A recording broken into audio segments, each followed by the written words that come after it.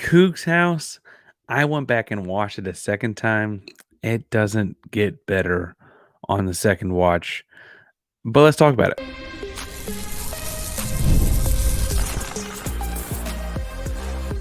You are Locked On Cougs, your daily podcast on the Houston Cougars, part of the Locked On Podcast Network, your team every day. Welcome to Locked On Cougs, daily podcast all about your Houston Cougars. I'm your host, Houston-born teacher and coach Parker Ainsworth. And whether you're a Houston fan or just a hater who came to stop by, thank you for making Locked On Cougs your first listen of the day. Appreciate you making us your first listen each and every day here at Locked On Cougs.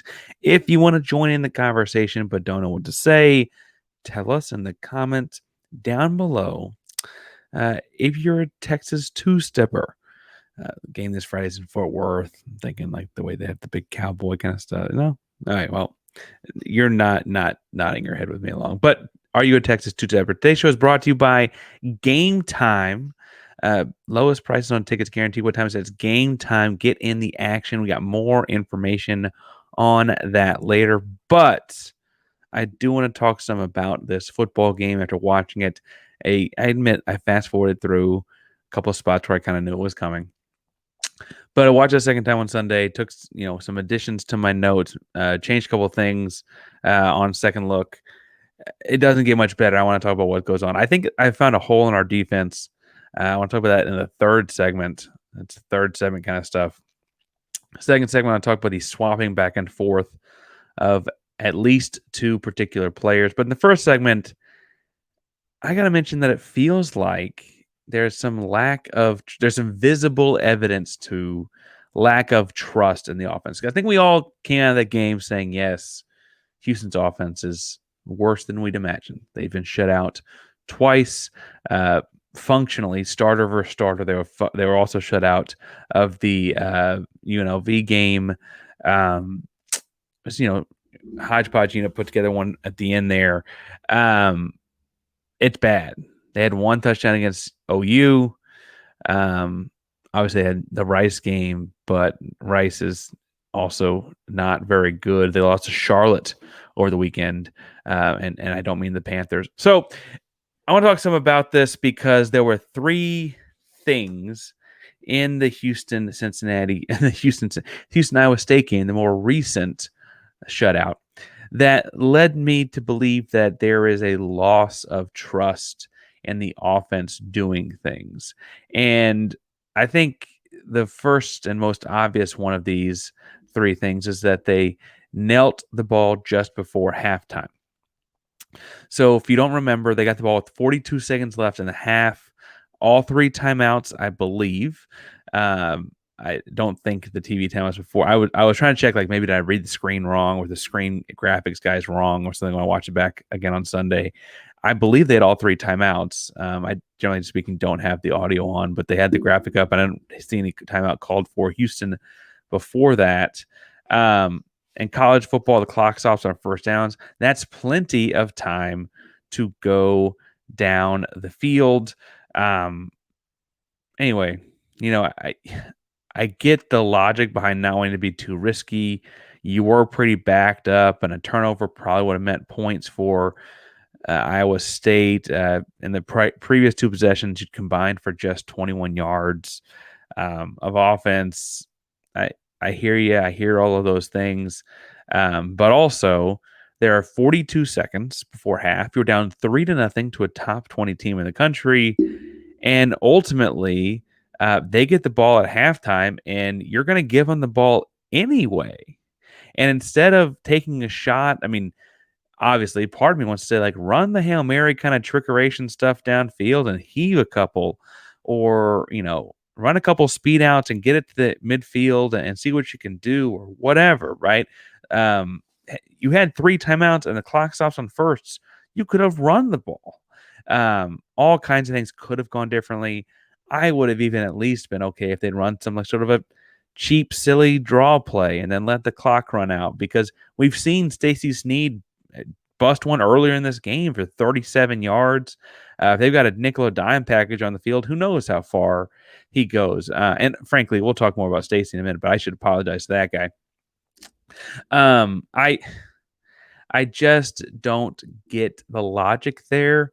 And I would say that as an offensive player, and I'm an offensive guy when it comes to football, when as an offensive player, I'd feel pretty down. Not just because we hadn't been playing well, but my coach doesn't think it's worth taking a run at a NASCAR type of situation. They apparently practice that all the time. Talking to a couple people, like they they regularly practice 2 minute drill kind of stuff. This is not something they wouldn't have worked on, and that was the time to do it. And that more fear and then messing up big time, like with the turnover um, and giving up more points obviously led to that decision being made, very conservative decision being made. Second instance was the punt from the 39-yard line. Now, admittedly, it was 4th and 11, but they were at the Iowa State 39. That field goal would have been admittedly a 56-yard field goal, right? 10 yards from 39 for the end zone, add a 7 or so for the hold. 49 plus 7, 56-ish yards, long field goal. I get it. It was 3-0 at that point in the game. It was just under 5 minutes left in the third quarter. And admittedly, hindsight on this next part is a big deal, but I don't think it's disconnected, so work with me here. The avalanche of explosive plays where your defense looked tired and Iowa State looked amped up all came after, like immediately after that option, where you punted the ball from 4th and 11. You punted the ball, and I guess it did technically bounce short of the goal line, but it very quickly rolled into the end zone for a touchback. You only net gained 19 yards, right? Field position. After that point, you had the explosive plays out of Iowa State from then on. And I would argue that Iowa State looked like they had like a sigh of relief and kind of felt good about themselves. Like, oh, they know they're never going to score. We can go do whatever we want. And they played a lot looser after that. And frankly, Iowa State went down and scored. Houston fumbled at midfield, and Iowa State went down and scored again. I think those things are all connected. And again, some of that's hindsight, playing the result. I get that. But in the moment, 4th and 11 is a long way. I get that. And if you don't think you can kick a 56-yard field goal, that's a pro field goal kicker if you got a guy that can do that, right? But you've got to go for it in that standpoint. You're potentially pulling off a gigantic upset that would shock America in a lot of ways. You haven't scored at that point in over 6 quarters of football. What do you really have to lose? If you get 7 or 8 yards, you own difference between that and a touchback. If you get 8 yards, the difference between that and a touchback is just 11 yards, right? The opportunity has to outweigh the potential downfalls there. I can't believe they punted that football. They've gone for it on stupider fourths. Only thing you can think of is they must have not had any faith in the offense getting 11 yards. And to be fair, at that point, they hadn't gotten 11 yards on many single plays, especially not when the defense knows where the sticks are and so on. But not good. And then the swapping of players. I don't get a lot of the rotations. They feel preset. And I guess the one I want to talk about in this segment is the running back, Stacey Sneed. I said to apologize for. A year ago, I thought this guy should be playing slot. He's great with the ball in his hands. He is great in space, has always been, has great speed, right? And frankly, like the one play anyone remembers him lining up in slot last year, he took a quick slant. The ball went 7 yards there. He took it to the house against Sam Houston State, right? This year, he's been a real running back and really good at it. And I'm sure it's because he wants to shut people like myself up. But he opened the game on his first zone carry, cutting it back for 37 yards, and really only got called for 37 yards opposed to more because he kind of twinkled toward the sideline at one bit and stepped out. He could have kept going on that one. He averaged 7.9 yards per carry on the game. Even if you take out the big 37-yard carry, he averaged over 4 yards per carry. And so my question is, why did he only get 10 carries? This is supposed to be a team that's focused on running the football. He rotated a lot with Rashawn Sanford and Parker Jenkins. I get that, like, when Stacey Sneed got called for the legal chop block, that's a pretty bad mental mistake. You got to make sure you pull a guy and kind of, put some punishment behind that. But how long do you do that for? For what it's worth, Rashawn Sanford had 2 carries. Parker Jenkins had 3. Sanford had positive 4 yards. Jenkins had negative 4 yards. That means they netted 0 between the two of them. Anyway, that comes out to 15 total running back carries, and giving some leniency for like a occasional zone read being pulled by the quarterback or whatever. Let's say there were 17, 18 potential running back runs. They ran 47 plays. That's roughly a third of the plays. And I a third of the offensive plays being some sort of a handoff to the running back isn't what we did when we played well at different points this season. It's not what worked well against Rice. It's frankly not what worked well when the offense was working well against Oklahoma. It confuses me because I thought, and again, I'm not saying I'm pro or con it, but I thought earlier in the year when we have success, we're like, oh, we're this team that can run the ball and hand it off, and that's what we're going to be able to do. And they had a lot of rushing yards in this game, but they didn't hand it to the running backs a lot, which was what we were doing in the previous ones. I don't know. The other guy that switched back and forth a lot, and I have problems with, were the quarterbacks. And I want to spend a second and give them their own segment. But first, whether it's Astros playoff time, concerts, theater, comedy shows, Rockets coming up, Coogs basketball's coming up, or you want to find a ticket to Houston playing TCU in Fort Worth, because I'm sure that won't be horribly expensive this weekend. Game Time is a place to go get that. Game Time, download the Game Time app today. Got all kinds of cool features on the app to make sure you're getting the best deal possible. I like seeing what the view from my seat will be like. They tell you section, row, venue, event type. They can tell you what it's going to look like for that. All-in pricing. You don't have any surprises when you toggle that switch across. And if you find the same section and row for less somewhere else, Game Time will credit you back 110% of the difference. So download the Game Time app, create an account, and use code LOCKEDONCollege for $20 off your first purchase. Turn to apply again. Create an account, redeem code LOCKEDONCollege, LOCKEDONCOLLEGE, for $20 off. Download Game Time today. What time is it? It's game time. Parker Ainsworth here, Locked On Cougs, and we're talking about what, amongst the plethora of things, we only have 30 minutes here, what went wrong on Saturday with the Houston Cougar football program. And after a second watch, I am more down on this than I was the first watch, and I was not very high on it the first watch. Houston swapped quarterbacks every series for the football game. And I would argue, I would have argued with you before the game started if you told me that was the plan, that is too frequent. Okay. Especially to do it for an entire game. That would be too frequent. And a big part of being a quarterback and getting into a passing game, if that's what we're going to do, because apparently we'll hand it off to running backs 15 times, is to get in a rhythm. And if you're going to be a running quarterback and you get into a running rhythm, that's kind of the same thing. Both require being on the field for extended periods of time. That's why teams with a good quarterback don't rotate them, right?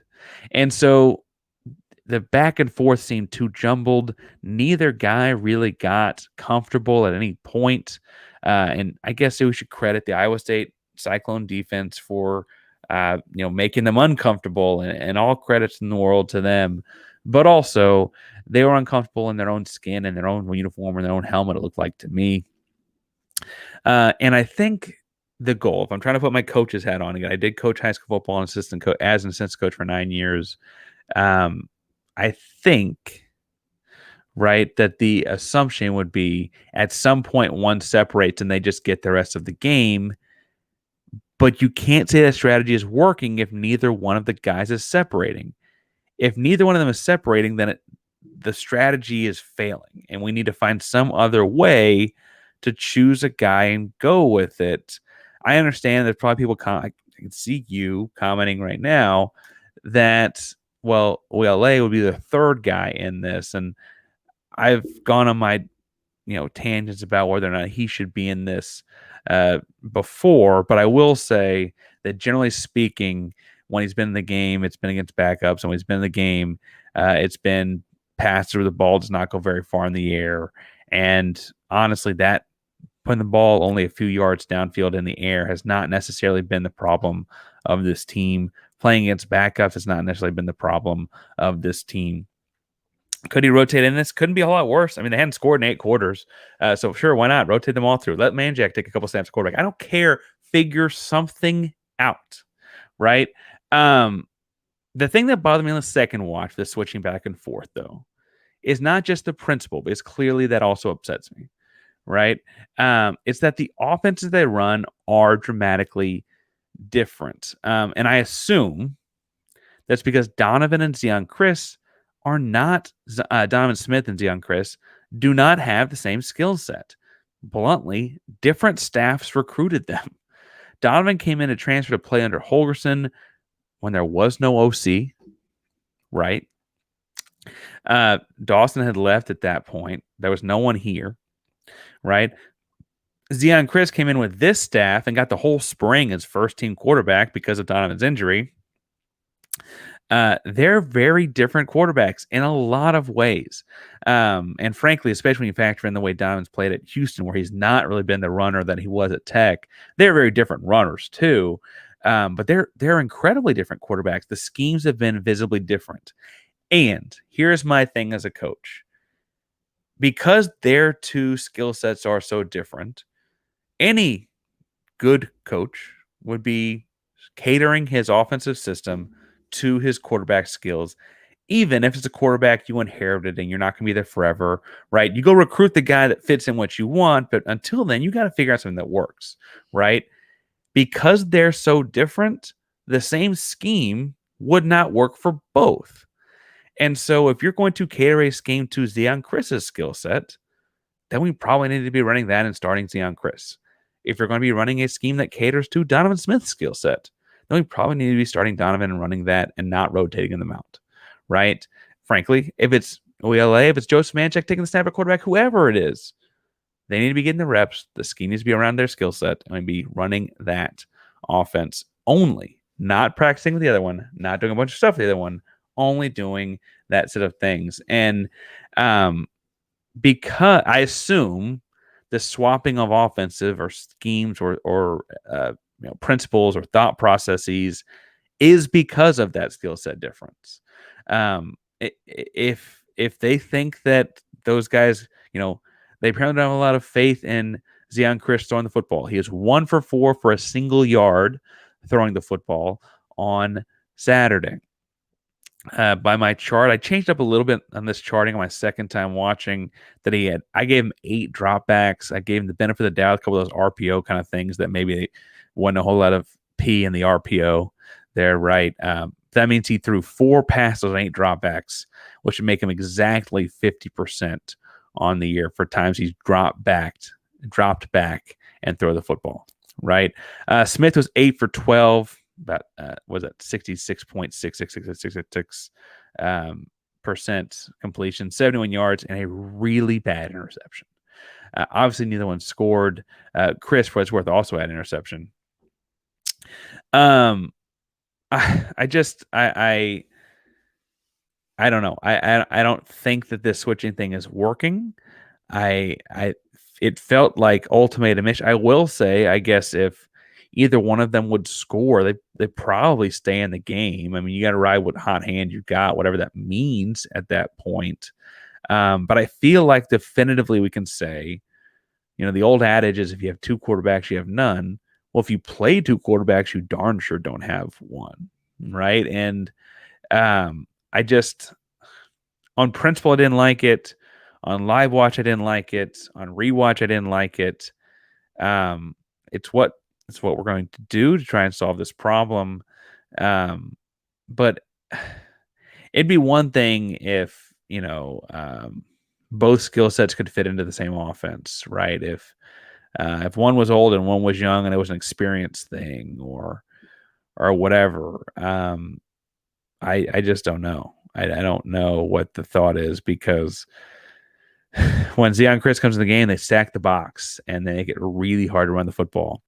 But when Donovan's in the game, they just take away the short stuff. And he either, whether it's real or imagined, because it's been more imagined the last two games than it was real the first two games, the pressure gets to him as far as like pass rush pressure that goes. And he was under duress the first game and again against Oklahoma. And I thought his best game of the season was against Oklahoma, which has been the best defensive front they played.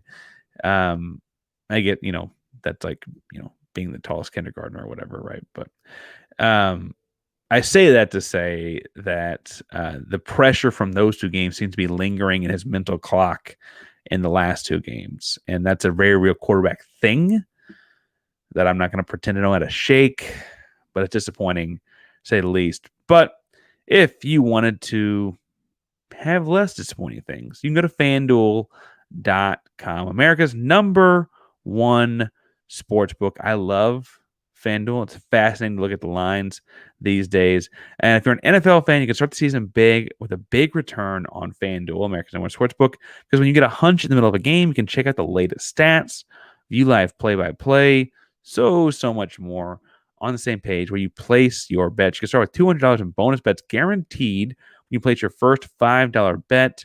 That's FanDuel.com.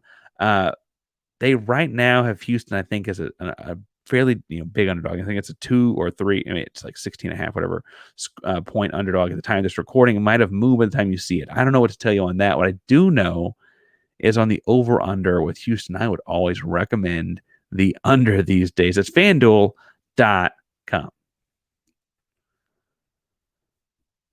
Park Ranger Locked on Cougs here, and moving off of the offense because everyone's beating the offense down, and frankly, that'd be a really hard unit to work with right now because of how much outside noise there is telling them they are doing everything wrong. And it's been a rough offensive year. We mentioned back-to-back shutouts. I think we mentioned Saturday night in the live post-game show on Saturday nights. It was the first back-to-back shutout since like 94. The Kansas State game last year was the first shutout since like 2000. Now we have back-to-back shutouts this year. And again, as far as starter versus starter go, they really kind of have three. I say kind of because Joseph Manjack, I guess, did score the touchdown against UNLV, but he wasn't playing against starters. Anyway, so offense is bad. Everyone's talking about the offense being bad. That's not new. That's not new news.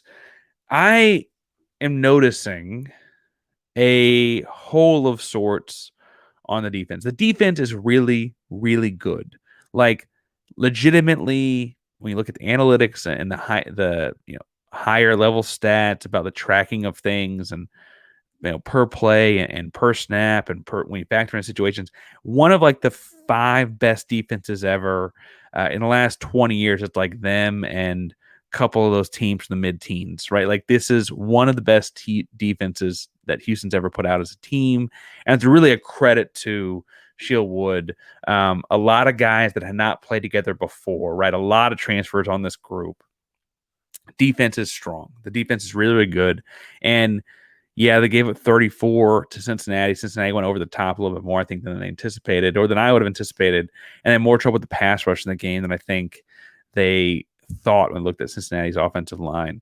But outside of that, they've really gotten after it on the defense side of the football. But it feels like other times Houston's had strong defenses like this. Because, again, they've had defenses that are not this good, but got more turnovers. The defense presently has forced 3 interceptions and recovered 1 fumble, none of which happened in Big 12 play. They had 1 interception against Matt Sluka at UNLV. Yeah, the same Sluka that now wants to get paid more, although I actually kind of side with the kid on that. That's all a separate story. 1 pick on Jackson Arnold at Oklahoma, who has since been benched. 1 pick against Rice, who is Rice. They also had a fumble recovery in that football game. None against Cincinnati, none against Iowa State. And I'm not saying the defense needs to play better because they're obviously the only reason that Houston's even remotely in games that they're in. They kept the game at a 1-score game for 2 3/4 quarters. almost 3/4 of the game uh, on Saturday, right? And frankly, it was only a 10-point game or less for over 4 quarters, right? And so ultimately, they need some scoring support. Is what they really need, right? It's like a pitcher with low ERA but no wins, right? That's kind of functionally what our defense is. However, it's also interesting this bend don't break style, rally to the ball.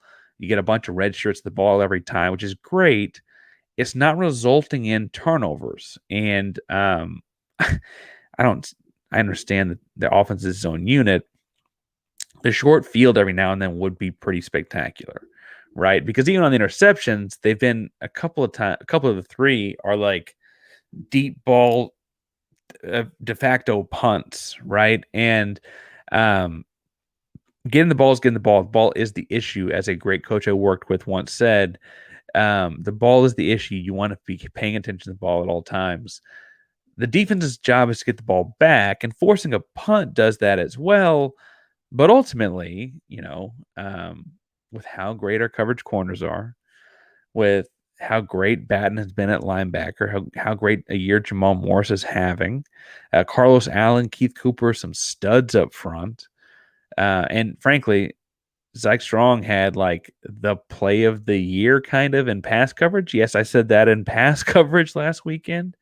Um, you'd kind of feel like you'd had a couple turnovers at this point, seriously, with the way, and I think that's the reason that they're not getting the national appeal, if I'm being really honest, that like other top end defenses are getting is you probably wouldn't have given up 34 Cincinnati if you forced turnover two as well.